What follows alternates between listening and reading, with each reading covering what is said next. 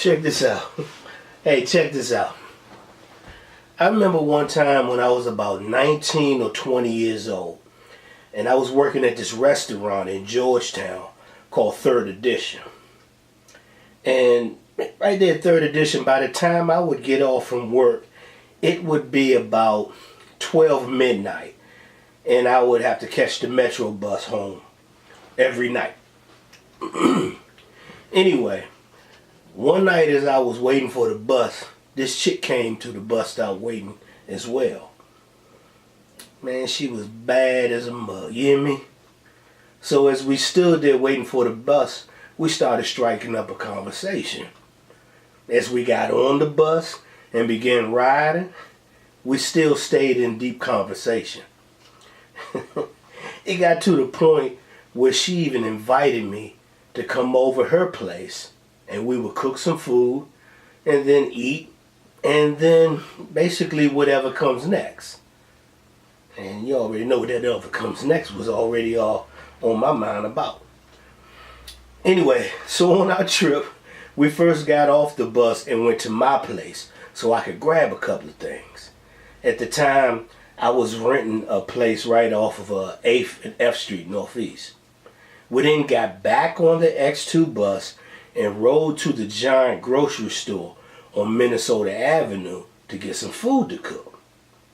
From there, we got back on the X2 bus again and got off on Nanny Helen Burroughs Avenue, where she lived up on 49th Street, which by coincidence just happened to be about 2 blocks up the hill from where my grandma was living at the time.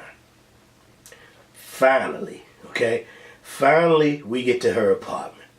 And as we entered the living room, she said, "I hope you're clean and you brought some protection." Of course I was clean, and of course I always kept some protection on me. So, of course I brought it. From that point on, we both went into the kitchen, pulled out the food, and basically began cooking and preparing it to eat. It's going to be a nice night. Finally, as we went back into the living room and sat on the couch to, talk a little bit some more, she pulled out a bag of weed and started rolling up a few joints. As she lit one and began to smoke it, she passed it over for me to take a hit off of it as well. But refusing the invitation to take a toke, I told her, "No thank you, I don't smoke weed." So she put me out.